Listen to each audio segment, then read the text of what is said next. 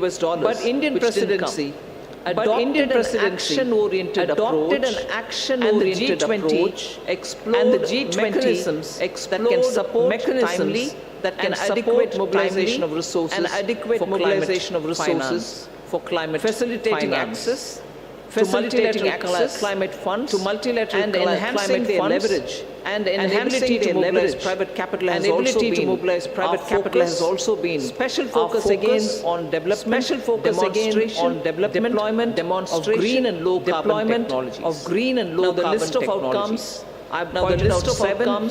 Just 3 more, which I'll not detail, go into the detail, which I'll not detail, go into the details. Enough has been done on that. I'll also put it out. Been done on that. I'll also put it out. Scaling up sustainable finance, scaling up sustainable finance, health and education, social sectors. Health and education. Technical assistance for capacity building. Technical assistance then for global conversation building. On transition then policies. Global conversation on transition policies. Range of options to include both range on of pricing and non-pricing. Both on pricing and non-pricing.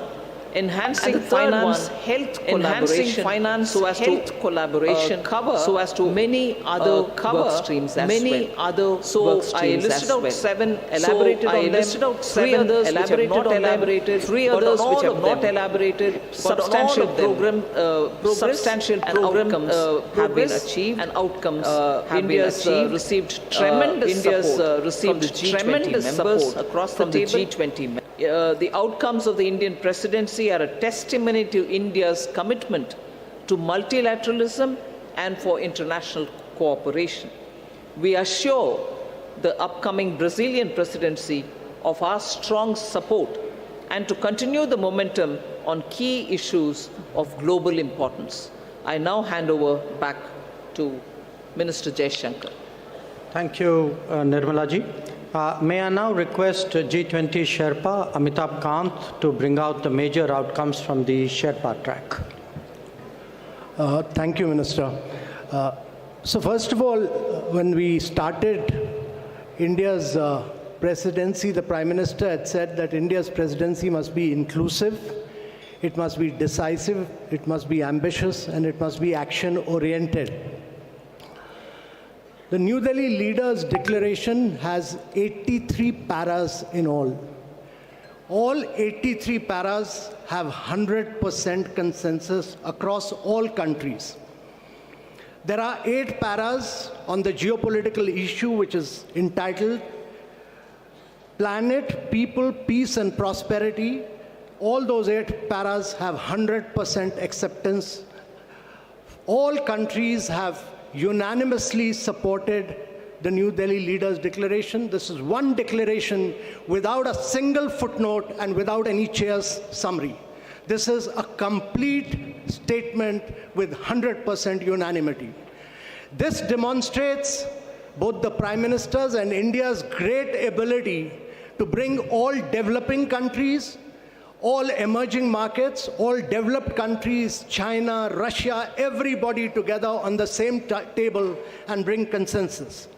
Secondly, this has been the most ambitious presidency in G20's history ever, because the number of outcomes it has, both the outcomes and the annexed documents, are about 112, which is more than 2.5 times which has ever been achieved before.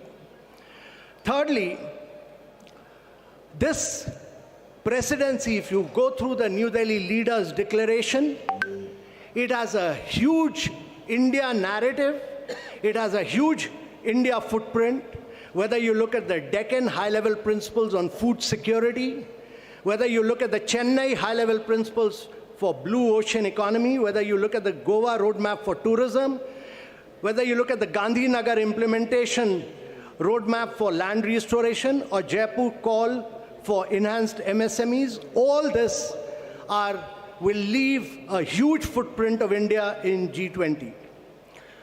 So one of the key achievements to my mind, one is that we've achieved a very major green development pact in today's world of climate action and climate finance. Every single country has come together to focus on green Development Pact, which has financing, which has focused on global greenhouse gas emission by 43% by 2030, which has a doubling provision of adaptive finance by 2025, which has a global biofuel alliance, which has completely new principles of life for sustainable development, which has ending plastic pollution, which has reducing disaster risk, and a whole lot of other components put together as the Green Development Pact of the leaders of G20 countries for a greener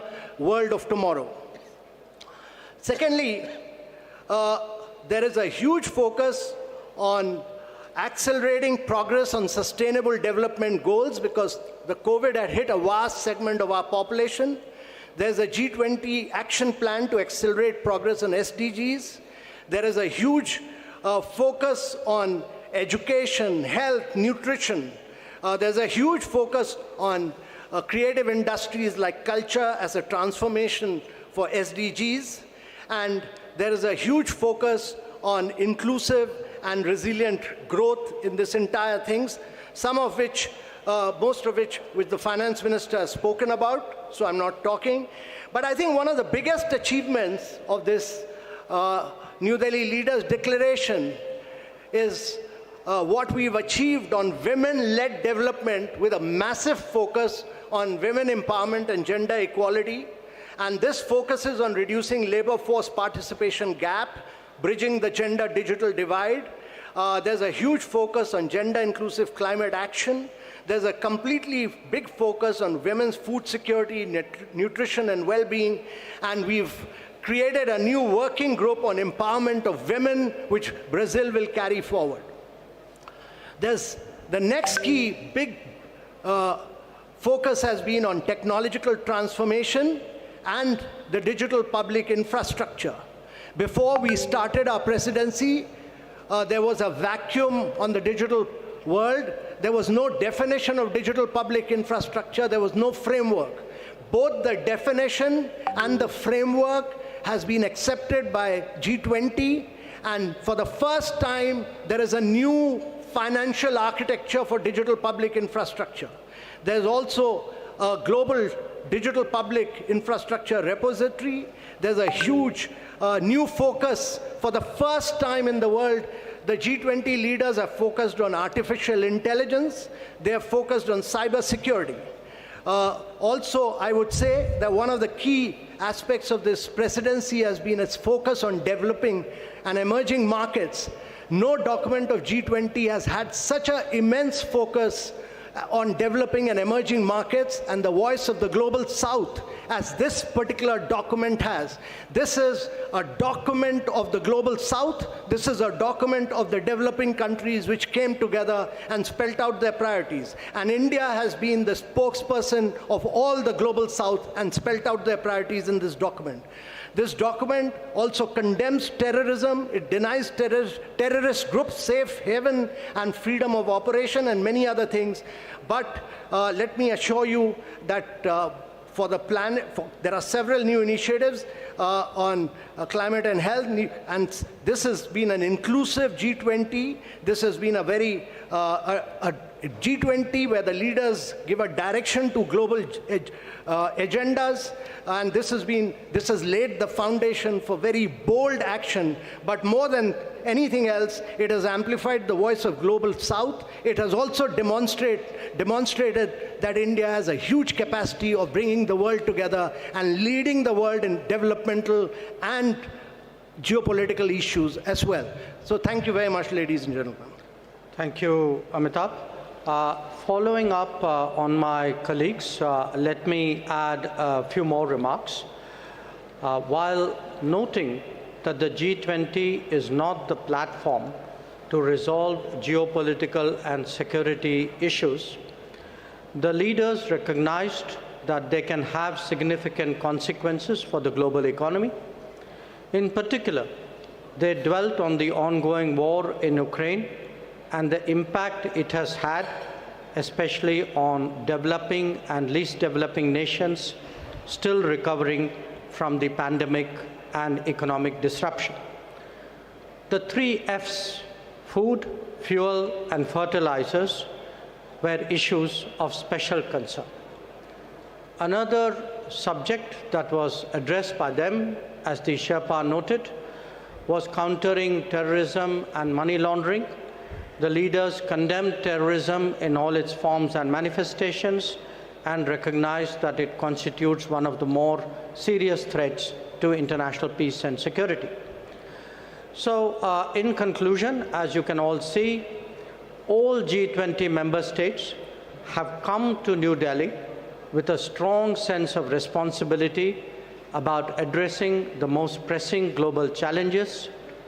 Speaking for India, we are clear that no one left behind, as the finance minister highlighted, no one left behind is as much a foreign policy goal as it is a domestic one. Indeed, it should be a global one. Obviously, there are differing viewpoints and interests at play in regard to the various issues under discussion. However, we have been able to find common ground on all of them. As a result, we can justifiably state that under Prime Minister Narendra Modi's guidance, the New Delhi summit has given clear directions for the growth and development of the global economy in the years ahead. We would be glad to respond to your queries. Thank you. Thank you very much, sir. Before I open the floor for questions, let me just mention that the document in question, the New Delhi Declaration, has been uploaded on the website about an hour ago, and please have a look at it. Let me open now the floor. I see gentlemen at the back. Yeah, right there at the back on the left. Yeah. Parikshit, right? Yeah, please. No, not there. Behind you.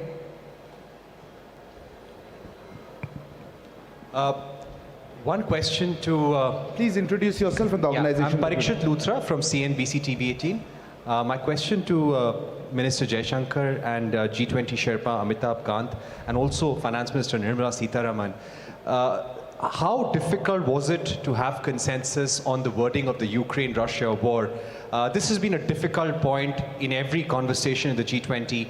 There were several drafts circulated. We heard of a new draft this morning as well.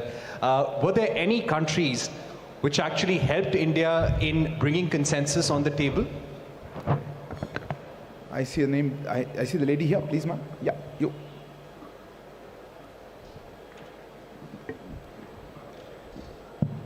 Ma'am, good afternoon. My name is Ruchi Bhatia from Bloomberg News.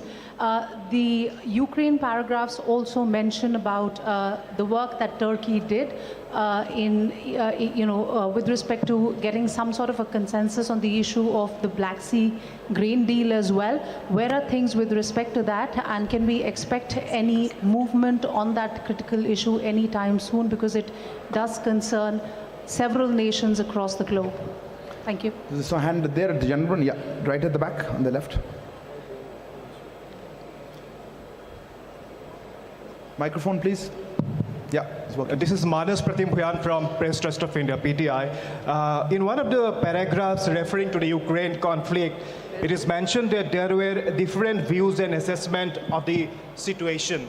So how do you explain this line about having differences on the Ukraine crisis? The question to Foreign Minister or the G20 Sherpa. Gentleman here. Hi, this is Ashish Singh from the Geostrata. Going forward, how will we see action for climate-related adaptation financing for the Global South, especially with India being part of the Troika? Thanks. We'll take one last question there. Yeah, there. Yeah, the lady there. I'm sorry. Behind you, right at the back.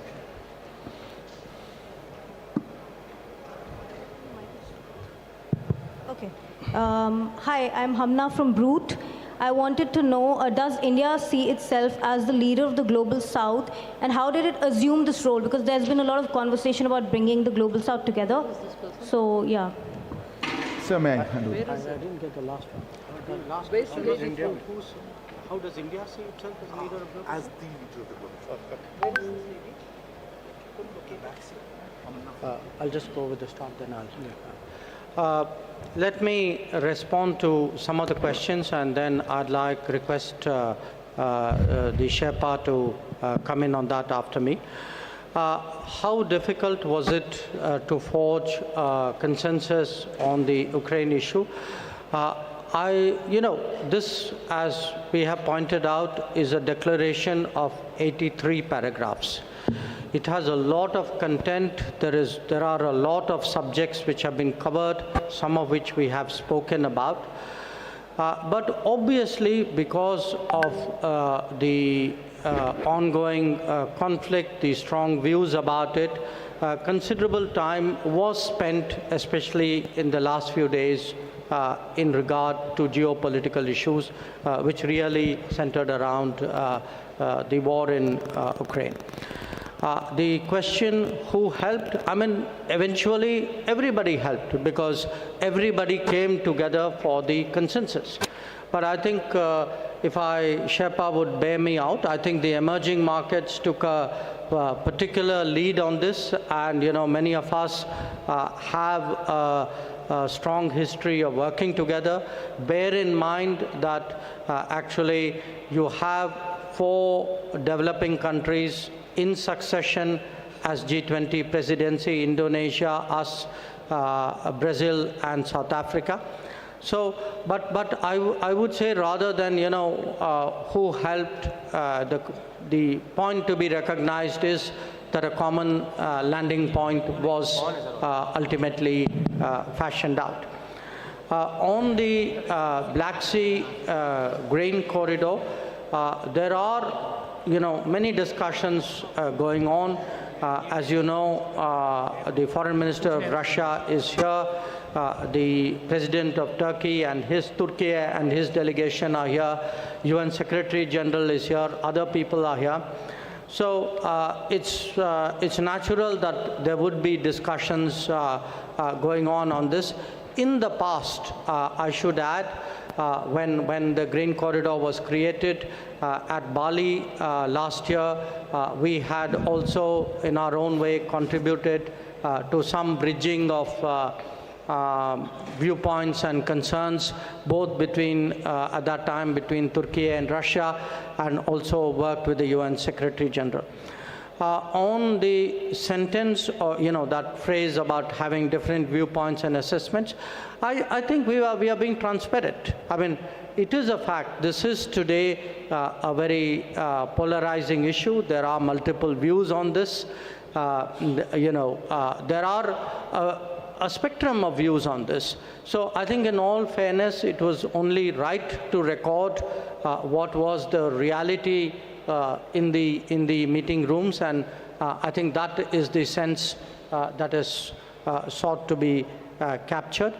And I will leave the climate action issue to Sherpa, and I don't know if Finance Minister would like to speak on it. But on the global south, look, it is not, what India has tried to do, beginning with our presidency, was to seek to ensure that the concerns of the global south constitute the core agenda of the G20 deliberations. Because after 3 years of pandemic, after economic disruptions of various kinds, after the impact of the Ukraine conflict, after climate events, the fact is that the countries of the global south are in deep economic distress. And that distress has not, in our view, been fully recognized till now. And we therefore very consciously started off with the Voice of the Global South Summit. But again, I emphasize, the voice was of the summit. It was a voice of 125 countries who participated in that summit. But we, as the G20 presidency, we saw it as our responsibility of distilling the views which were expressed in that summit and putting it before the rest of the G20. And we can take a lot of satisfaction that many of the issues that the Finance Minister highlighted, which the Sherpa highlighted, these are truly Global South issues. and we hope that certainly the Delhi summit and the deliberations which will take place today and tomorrow would give strong guidance to take them forward. Sherpa, Amitabh ji, if you want to add to it. On the Russia-Ukraine crisis, India worked very closely with Brazil, South Africa, and Indonesia. And I want to say that it was the emerging markets which played a very key role. India worked with all the emerging markets which played a very key role.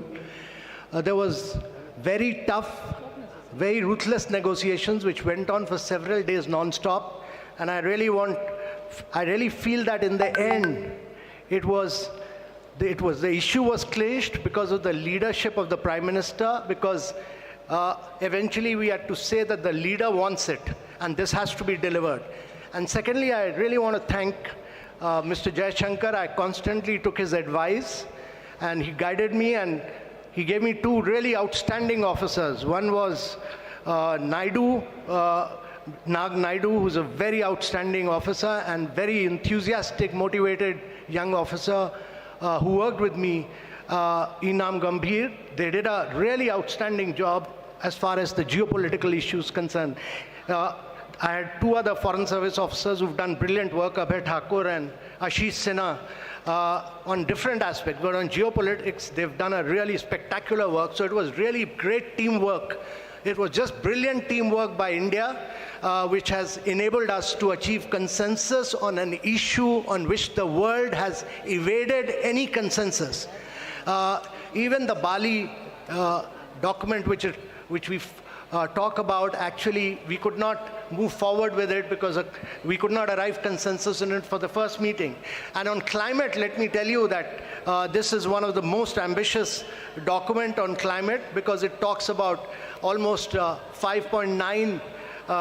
It moves first the language from billions to trillions, and secondly, it talks about 5.9 trillion requirement for the presidency and for the G20 countries. And it lays a huge focus on life principles. It lays a huge focus on reforms of the multilateral institutions, because they were designed for the World War II and not for climate action. So all of these, it talks about new financing instruments, many other things, but in totality, if you look at it, it's probably the most vibrant, the most dynamic, and the most ambitious document on climate action that has come out anywhere. Finance Minister. Just to add one line on the climate finance matter, the question was raised whether mitigation is being dealt with or not. It deals with the mitigation, all right, but it also looks at adaptation and resilience. I think now the debate on climate finance is also moving much more into resilience, whether it is infrastructure or planning for it or funding. Resilience takes precedence. That is one. And second, country-specific solutions are now going to be possible. It's not going to be one size fits all. The problem of each country, particularly on climate, is so different from one another. So this Delhi declaration and also the discussions which were held during India presidency has focused on that.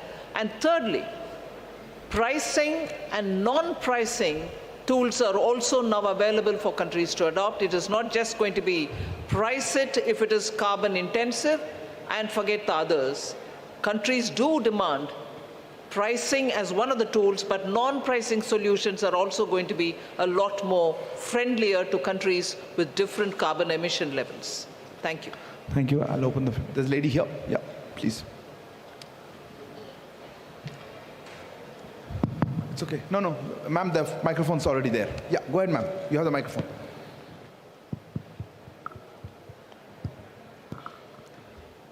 Hello. Yeah. Good evening to the panel. This is Priyashmita. I'm from Informist Media. My question is directed to ma'am. That is, now that there is a global acceptance of the fact, or at least a G20 acceptance of the fact regarding food and energy security, what is the immediate ramification on inflation and growth forecast, both domestically and globally, that you see? Thank you. Well, The gentleman globally, I there. think it will Ma'am. have also. Ma'am, we can take questions Yeah, together. okay. Yeah, gentleman there. Yeah, you. The gentleman there who's put his hand up, if you could give the microphone to him. Yeah, thank you. No, not him, not him. I'll come to you, sir. I'll come to you in a minute. Person in front of you. Hold on there at the back. Yes, sir, you go ahead. You had the floor. Yeah, I can go ahead. No, not you, sir. Okay, since you have the microphone, go ahead. Go ahead. I don't want to waste time. Go ahead. Hi, Stephen Borwick of Nikkei Asia. My question is for Foreign Minister Jaishankar. Is today's achievement a step towards achieving what India has described as a world of greater multi-alignment, as opposed to the more old-fashioned sense of an international rules-based order? Thank you. Yes, sir, you had the microphone. Go ahead. Is the microphone on? Yeah, thank you very much. I just wanted Minister Please Jaishankar, introduce yourself. Dr. Wael Awad from SANA correspondent in India.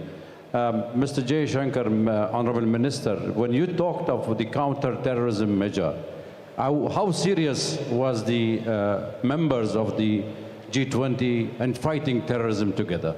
Thank you. Yes, ma'am, you had a hand up quite some time. Yes, you right here, second row.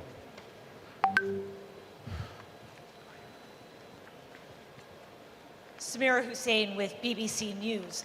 I want to go back to Russia, and if you look at the language that was used in Bali, and you look at the language that was used now, gone is any reference to Russia and its aggression.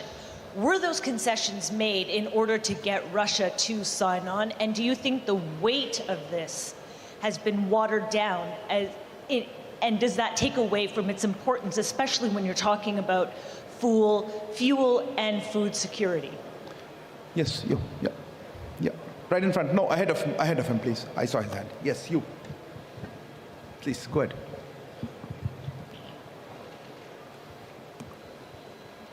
Hello. Yeah, sir, Rishikesh from the Press Trust of India. Everyone must surprised by this outcome. मेरा सवाल है कि PM Modi का जो personal bonding है president Biden and Russian president Putin के साथ, उसका कितना बड़ा योगदान था इसको इस डिक्लेरेशन को ला पाने में, and what role has China played in bringing this declaration? एक क्वेश्चन था तो दूसरा एक ही we'll take another one or just pass these on? One more. There was a gentleman there. Yeah, sitting there. Yeah, behind you. Yeah, Pranay, go ahead.